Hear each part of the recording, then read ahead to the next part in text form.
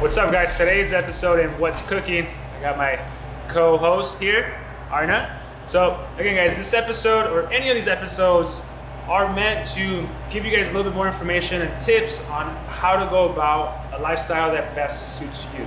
All right. So on today's topics, we're going to talk a little bit about what should they know, Arna? Today's topic. So we're going to talk about what the purpose of this show is. Basically, why we're starting this show, which is to give you information on nutrition. So you take control of your eating habits and take control of your nutritional habits and thus your lifestyle. And kind of little tricks to hack nutrition, to be able to control your appetite, to be able to have cravings and be able to control those cravings and yet satisfy those cravings in moderation, to be able to manage your weight and manage your relationship with food.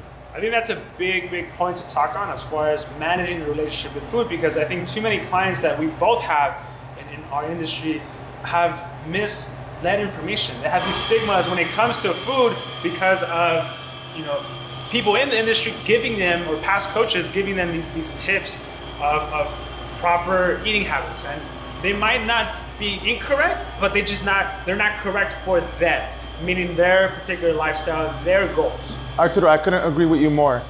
A saying I like to use with my clients are, do you live to eat or do you eat to live? Yeah, think about that. Do you live to eat or do you eat to live? Okay, and I think that could go a long way if you break it down to see what your relationship with food is. Yeah. And I can better a little bit. And I'm a huge believer that in making small little changes in your everyday, compounded by X factor, time, can give you an amazing result. And this comes with your body, with your relationships, with everything. So again, small little changes in your everyday can result to huge, significant change. And one thing I really want to drive home with the audience, Arturo, is basically the fact that this is a lifestyle. So you see too many fads, right? You see too many diets where people are trying to drop 20 pounds, 30 pounds as quickly as possible by cutting out certain foods or doing extreme diets, but it's never sustainable. If you go back and look at the statistics, these people end up gaining more weight than they actually lost. For example, like in The Biggest Loser. Right. Stats show that people in The Biggest Loser who lose over 100 pounds under those extreme diets actually gain more weight back because they don't make it a lifestyle. They don't integrate it into their daily habits and they don't practice moderation. And this show is exactly about that. How can you take nutrition, fitness, and health and integrate it into your lifestyle so that it works for you? Now I have a quick question, because sometimes we need a little jump start. So I don't think all challenges, all little, small controlled time frames are necessarily bad. Not at all. In my opinion. But as far as understand what it is that you're doing. If you're gonna diet, in a certain way for 6 weeks, 12 weeks, whatever may be that time frame, understand that after that time, you still have the rest of your life. So whatever it is that you're doing, if it's extreme or moderate, if it fits your macros, whatever it may be, understand that you still have so much time after that challenge, after that time frame. So it's about sustainability. If you're able to take anything away from our show, for me, I think the biggest key point is finding something that works, but is also sustainable to be able to repeat it. Because you don't want to do something or implement something in your lifestyle that is very short-lived. Meaning you're only going to get results as long as you do it. Because then for me personally, you don't progress, you don't get better. No, you stagnate. Exactly. You walk backwards to walk forwards. Walk backwards to walk forward. You take 3 steps forward, 3 steps back. And I see it every year, time after time. So around this time, starting in March, I'll see the same clients come back from last year. Right. By June, they were in phenomenal shape. March, I see them again, they're back to point A again. Right. And that's what I want to change. Now, it's okay. Believe me, we're both business owners. We understand that sometimes we get, and he's obviously going to get his doctorate. So Thank you for throwing that in, by the way. Yeah, I have to give mad props to him. So at the end of the day, it's okay to stumble. It's okay to lose yourself a little bit. But look at yourself in the mirror and make a commitment to yourself to say, hey, you know what? It's fine. These past 6 months, I haven't really been on top of my nutrition, on my training. But make a decision to yourself to then make a change. And then you improve on that. And it's just to piggyback on what Arturo was talking about, people often ask me, what is the best diet? My answer is always the best diet that will work for you and your lifestyle. I could write out the most detailed, complex diet in the world, breaking down every vitamin that you're eating. But if that's not feasible with your lifestyle and that's not something that you can sustain over a long period of time, then it's pointless. It will never work for you. So we need to sit down and figure out what works for you. And this show is exactly that, to help guide you through the complex aspects of nutrition and simplify it enough for you to be able to pick and choose what would work with your daily lifestyle. Right. I love that. And then, go ahead. No. Go ahead. So as the show continues, we're going to cover multiple topics. The first one is protein. It's really common, really popular. People always want to have a protein shake, always ask me, how many grams of protein yeah, do you exactly. eat, bro? How many grams of protein do you eat? Hey, do I drink my protein pre-workout, post-workout? Does it make a difference? Hey, I'm taking whey protein, I'm taking isolate. Are they that much different? So we're going to sit down and really talk about protein, the role of protein in the body, and how it's synthesized in the body to produce muscle, how it's metabolized, and how it's processed. So the first episode of What's Cooking is going to be about protein. Then we're going to move on and talk about fat. So we have this whole concept of fat-free food, and we buy fat-free food to lose fat. Does that actually work? We're going to break that down for you. And then we're going to talk about carbs. Carbs are all of a sudden this crazy enemy. Simple, complex.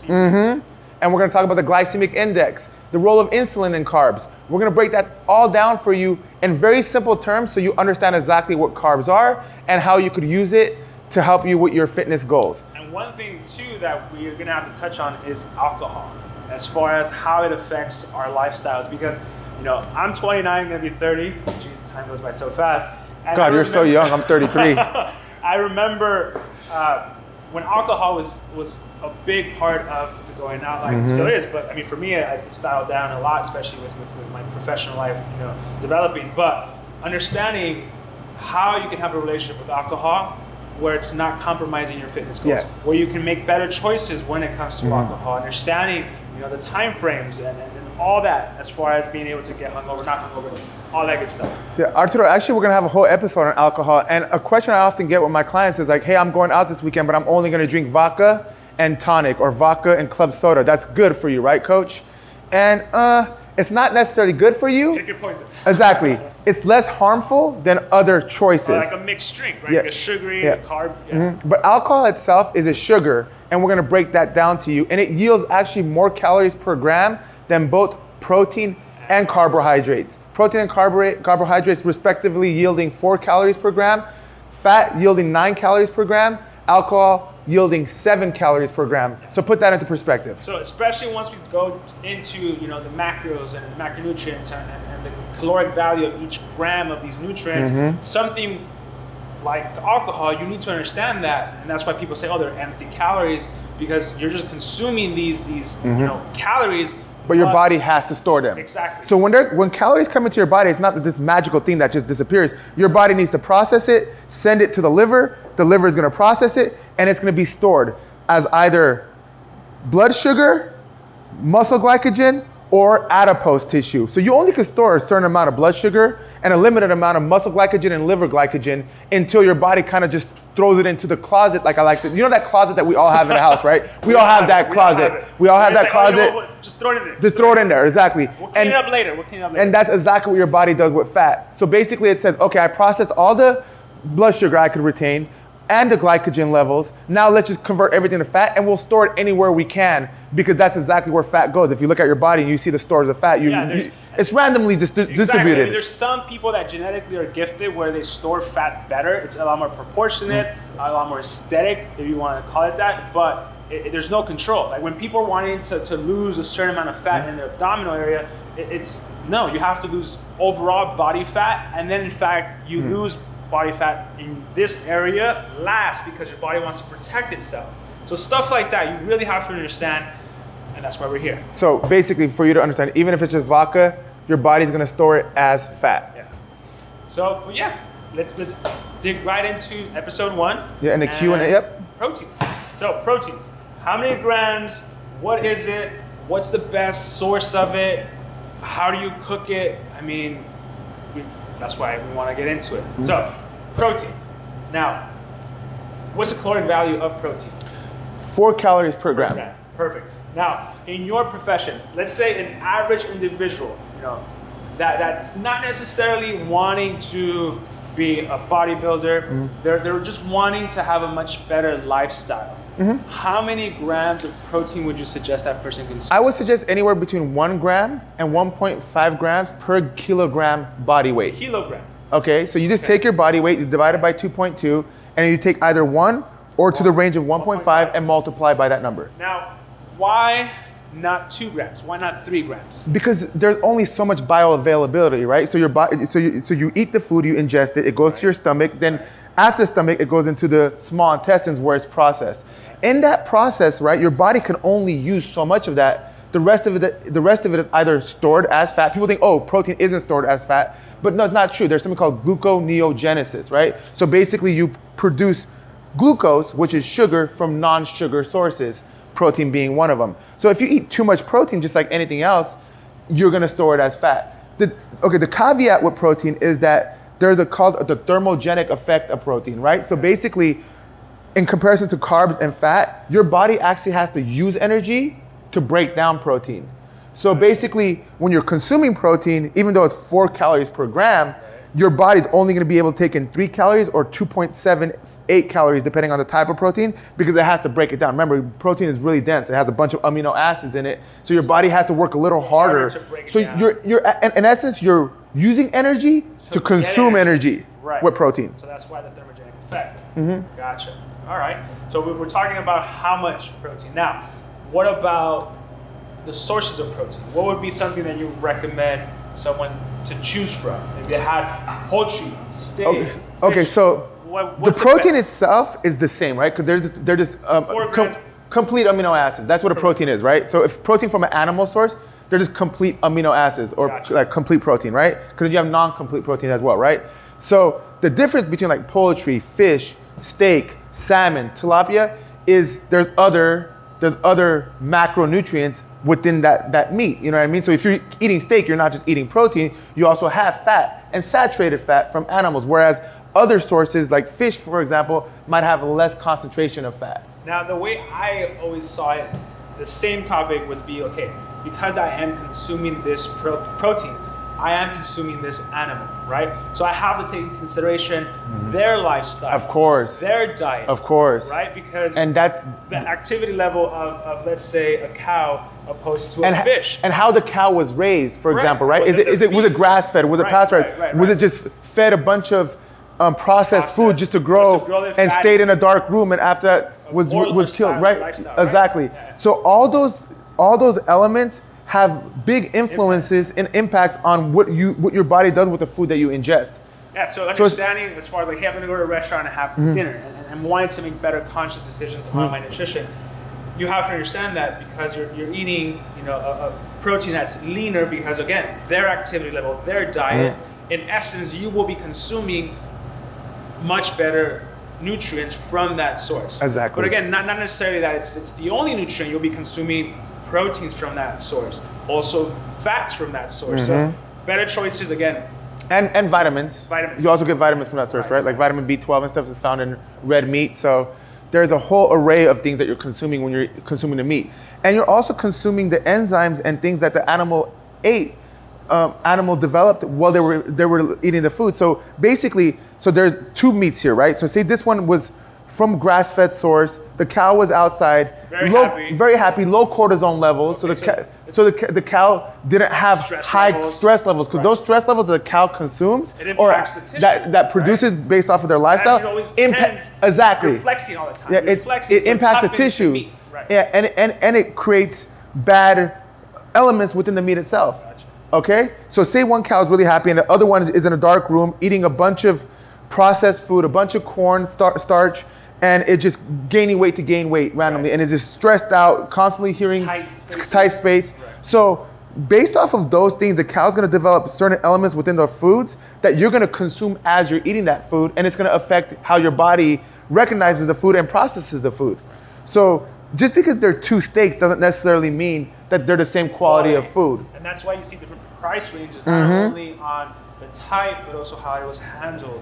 Because it comes all full circle from the source. Exactly. Perfect. So now we're able to identify proteins, that there's different proteins, the caloric value of proteins.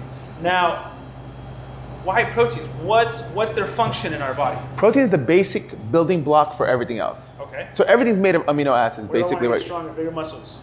Protein's Amino essential, acids. Perfect. right? Protein's essential. But now people are like, dude, should I'm eating this much protein. I need a protein shake right now too. Okay. So what's your take on supplementation when it comes to protein? Real food Would always be. always dominates over supplements. Why? Thank you. Why? Because your body recognizes real food. It's It not processes it real food. It's not recognizing the synthetic powder.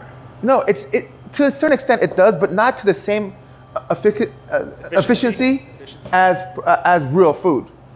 Yeah. For me and my take, that's why they call it supplementation. Now, if you know, I'm trying to change my body composition to create a lot more muscle, then obviously I would have to need more building blocks, more protein, right? Now, if I'm already consuming, for instance, if I weigh 170 and I'm already consuming 250 grams of protein, that's way past my 1.5. And so then and only then do I think and I feel comfortable enough to recommend some type of supplementation. For me personally, that's my choice. And how hard are you really training? Because I see these people walk into the gym, and I'm not trying to knock anyone because like more power to you. You see it every day. I see it every day, and I'm not criticizing anyone because if you're making an effort, you're already working in the right direction. But I see people walk into the gym, do a couple arm curls, do a couple tricep extensions, maybe sit down and do a stationary machine, and then they're just chugging away on their protein powder. Like, you have to give your body a reason to break down and a reason to build. Your body is extremely stubborn. You have no idea how stubborn the body really is. You really have to degrade tissue, so break down tissue, which takes a lot of stress and a strong stimulus. You have to feel exhausted. Like, if you're not walking out of the gym feeling like, wow, that was intense, chances are you don't really need that protein powder. All right, so now you know, if you don't train balls to the wall, probably shouldn't be taking the protein. But it's a choice. It's a choice. People are wasting money, and I mean, and that's another topic. Yeah. I mean, the fitness industry, it's $1 billion industry because of how many different companies are pushing these products, and they pay millions of dollars to these athletes to promote the products. And so you see it all the time, and you're consistently bombarded with, hey, try this new protein powder, this new supplement to get the results that this person has, but not necessarily the truth.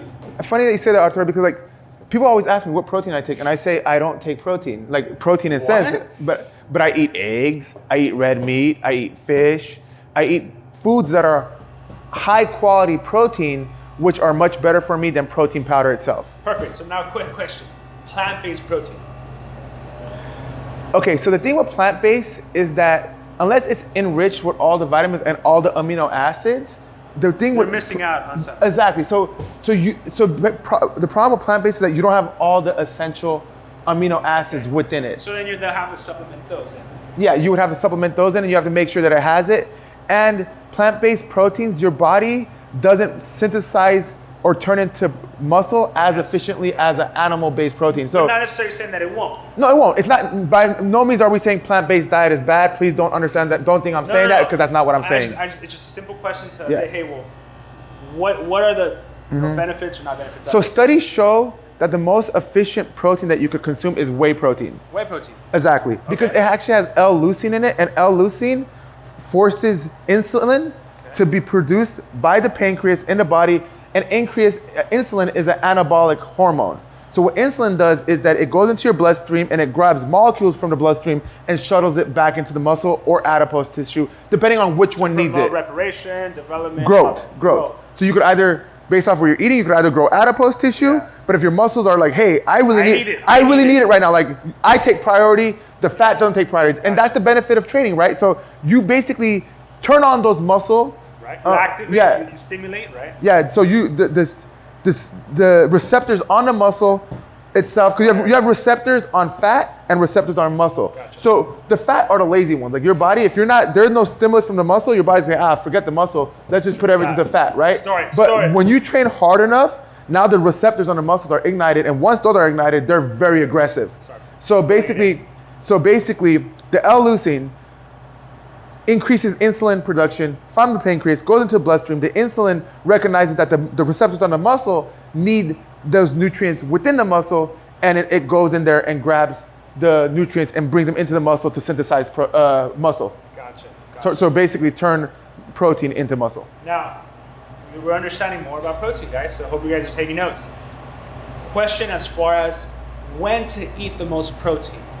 As far as, hey, do I eat more protein in the morning, more protein at night, before my workout? I love this question. I mean, you have to kind of create a strategy, because if someone's more active in the morning or someone's more active at night and not training, they're just an average individual, for me it would be something more equally spread out. But if they're training, there has to be specific time frames. Okay, so that window of gains that they call it, Gains, get your gains on. It's not true.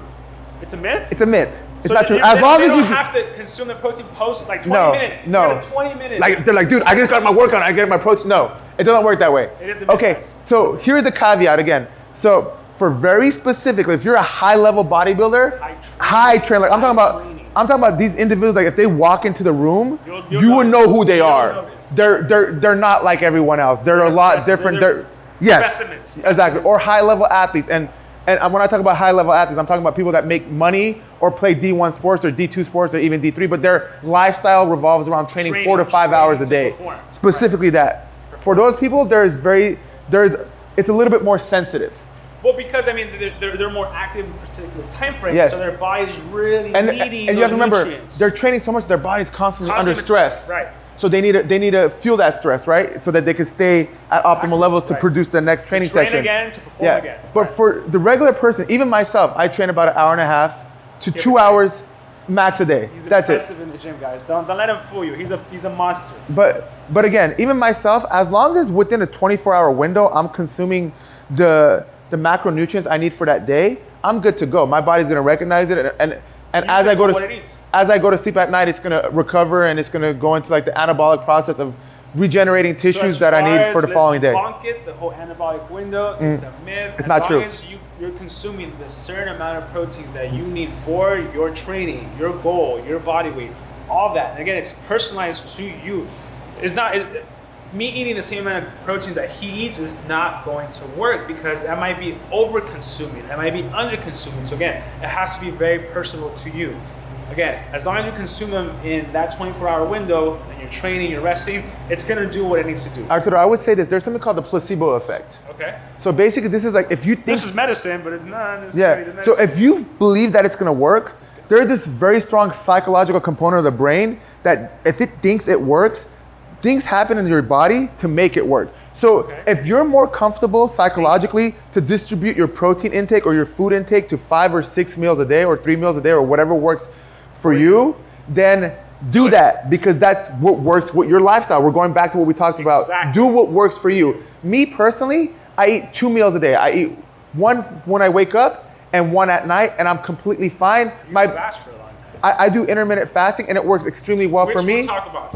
Yeah, we're gonna have a whole episode on long intermittent fasting, short intermittent fasting, and just daily intermittent fasting. We're gonna talk about all those things as well as the ketogenic diet, the paleo diet, and the benefits and the pros and cons for both. Again, like I said, there is no such thing as a good or bad diet. There is just a diet that works for you. Perfect. All right. So I think let's conclude it there. Again, it's gonna be okay. It's a little too long, I think. Okay, let's shut it down. That was good. Okay, no, you know what, guys? Let's give you some more information. So it's gonna be a little quick Q&A. All right. So first question: body types. Okay. So specifically, just focus on protein. So depending on the different body types, I think we kind of answered that, right? We kind of did. So you have your ectomorph, your endomorph, and your mesomorph, right? It actually goes ecto, meso. You're ectomorph. Okay, and what are you? I'm a meso-endomorph. Oh, so you're a hybrid. I'm a hybrid. Perfect. I'm a little bit of both. Why is it important to understand what type you are? Because your body is more sensitive to certain exercise activities and more sensitive to certain types of food. So how would someone understand what to look for? They're trying to evaluate themselves at their own body type. Where can they go? What sources online? What can they do? So let me ask you, is it easy for you to gain weight? It is. The thing is, I track macros, but I know that if I'm wanting to put on an extra 10 pounds, you have to work towards it. Actually, no. Let me correct myself, because it's a lot harder for me. If I want to evaluate what's easier, gain or lose weight, I can lose weight much faster than I can gain weight. So you're a typical ectomorph. Okay. Perfect. Okay. So I think that's a good little reference point. What's easier for you to do, gain or lose? For me, if I don't train a certain way, if I don't eat a certain way, I'll lose weight. I'll all of a sudden I'll weigh myself at the end of the week, and I'm like, shit, I lost 2-3 pounds. And I'm the exact opposite. So if I just eat whatever I want, I don't train, I could gain weight relatively easy. Okay. But on the other end, my mesomorph side allows me to lose weight extremely fast. Okay. So I could do a little bit of both. That's why you're the hybrid. Yeah, and that's a good thing and a bad thing. So I have to, if I work really hard and watch my diet, I could get into shape extremely quickly. So in 2 weeks, 3 weeks, you'll be like, wow. But on the other end of the spectrum, if I let things go and I just eat burgers, fries, right away. I could gain 15 pounds in 3 weeks as well. Gotcha. So again, 3 different types. Recap. Okay, so we talked about now we're gonna talk about the endomorph. The endomorph is a person that has a very, gains weight extremely easily and has a hard time losing weight. Gotcha. And so those people have to be very cautious with their carb intake and how much of food they're eating in general. Specifically carbs or? Carbs are the one that are gonna be, for that body type? So carbs are gonna be the one macronutrient that your body uses most to store as energy. It's the most abundant form of energy and the most useful form of energy. But if you overeat carbs, it's the one that's converted to fat most efficiently. Too is like if you have like a spread of food, chances are 80% are going to be carb sources because there's so many options. And also the whole category, the umbrella of carbs is so broad, right? Because you have even vegetables have carbohydrates. Exactly. Even fruits have carbohydrates. So people, like, when I talk to them, they're like, oh, I could eat carbs, and they'll go home and eat like a bunch of pasta with like Cheetos. So like, is it processed carbs or non-processed carbohydrates, right? Is it high in fibers? Is it high in cellulose? Okay. Or is it a starchy carbohydrate? Is it a low glycemic index carb? Is it a high glycemic index carb? So the word carb is actually misleads people, right? Because I can see that there's so many categories under carbohydrate. So now they have this fear of carbs. Right. And carbs aren't bad. No, they're not. But there are certain carbs that are extremely bad. That makes sense? If the first thing I ask when someone's, wanting to drop weight is like, okay, how's your carb intake? Because they're like, oh no, like I completely eliminated carbs from my diet. I'm doing a no carb diet. Yeah. And I always express my worry in that because, again, sustainability. Yeah, if they eliminate the carb completely from their diet and they're only consuming proteins and fats, they might have some type of result. If they're consistent enough, right? Because you're eliminating a nutrient. For some people that might be sustainable. Like me personally, I practice a ketogenic diet, and I have the discipline to do that. But the same topic that but I'm also a very extreme person. The emphasis that we touch on, whatever works for you. Now, my second question, and it's always this, is that a sustainable lifestyle for you? Or are you going to revert back to eating your pizzas? Far too often, I have people that I work with as a trainer and people that are my friends that say, hey, I did keto all week, but this weekend I just had a bunch of pizza on Sunday. Dude, it doesn't work. So your brain doesn't know it's Saturday and Sunday and I'm gonna take the day off. No. So basically it's all accumulation. So say you dieted hard Monday through Friday and you only consume 1,900 calories every day, each day, and then you consume 5,000 calories on Saturday. And you would be surprised at how quickly these calories compile. They're really fast. Your body's gonna distribute that throughout the whole week, and you might have lost 3 pounds during the week, but weigh yourself Sunday night, I guarantee you you're 5 pounds heavier on a scale, and Monday you're back to that starting point. Back to zero. And I see that cycle work too often, and I'm pretty sure 90% of you could relate to what I'm saying.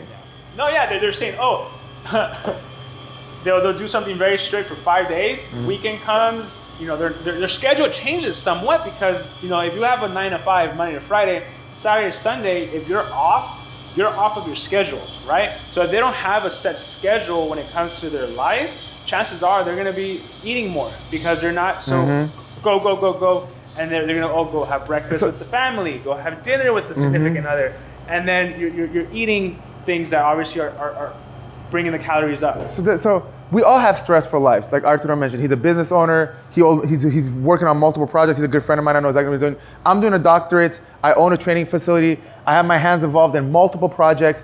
But the thing is, consistency is key, right? So just because it's the weekend, here's my advice to you. You don't take time off on the weekend. Weekend is actually a great time to focus more on yourself. You have more time. Spend more time, a little bit more time in the gym. Try to get an afternoon workout in on a Saturday because, so basically if you do work out at 5 p.m. on a Saturday night, for example, that's gonna limit your window of making bad decisions, whether it's going out drinking, whether it's eating that pizza because you're sitting home on Saturday and you have nothing to do, so you're gonna watch a movie. And when we watch a movie, we all order pizza. Who doesn't, right? Yeah. It's people popcorn. Yeah, But- popcorn. So that's a perfect Yeah. point, because the other question is, any tricks to implement on how to avoid overeating? And for you just simply answer that question. You're stay busy, stay committed Exactly. to a routine of, hey, well, at this time I would typically go out for a burger run. Instead of doing that, go out for an afternoon workout. So my thing is, on Saturday afternoons, after my long day, I push my workout into the evening on Saturdays. Okay. And I do a hard conditioning session Saturday. It doesn't take me more than an hour. But by the time I'm done with that, first of all, the blood You want to go out. rush from my intestines to my periphery. So what happens when you exercise, that blood goes from here to the working Extremities. muscle extremities. Right. So your stomach gets smaller. Your stomach, so your intestinal tract gets smaller, and you have a less That makes so much craving. sense. You have less craving for food. Okay. Like after a hard workout, do you want to go eat like a buffet? That's never happened to me. No. Okay, so That's right. basically, like your appetite is suppressed, right? So that's one of the tricks, Strategy. one of the strategies. And then you think about it, like, dude, I just worked really hard in the gym right now. I'm not gonna go waste all that effort on eating a burger with fries.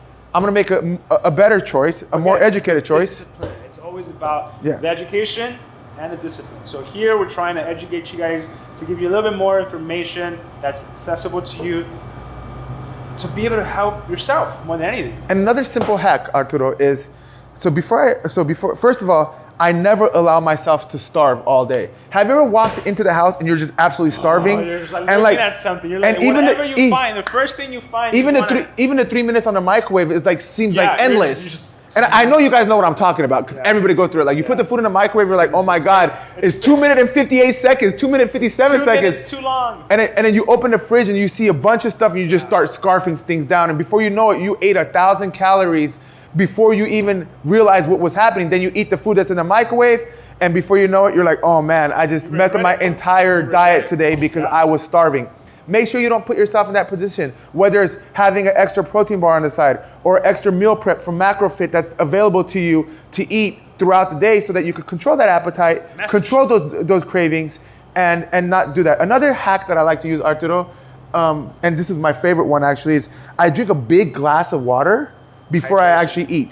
Okay, you feel a little bit fuller fast. Exactly. So, and it's tough. It's part of the discipline. It doesn't taste good. Yeah. Yeah. It starts giving messages to the brain saying, Yeah. hey, I'm expanding. Exactly. Meaning, hey, it's a trick. It's a hack. It's a hack. Hey, you're obviously hydrating from an intense workout, but more importantly, you're already starting to expand the stomach to give that false sense of fullness. And another advice, last piece I want to give you: don't ever compromise your long-term goals for immediate satisfaction.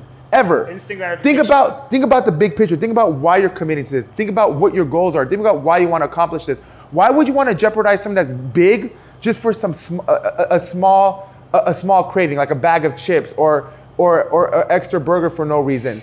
Think about the long-term goals and how much that means to you every single time you're going to make a bad decision. Reflect on why you started in the first place. Yeah. So yeah, that's something you got to really keep in mind. I think we hit on all the points today. Yeah. Awesome. Great first episode. Hope you guys enjoyed it. Again, my name's Arturo.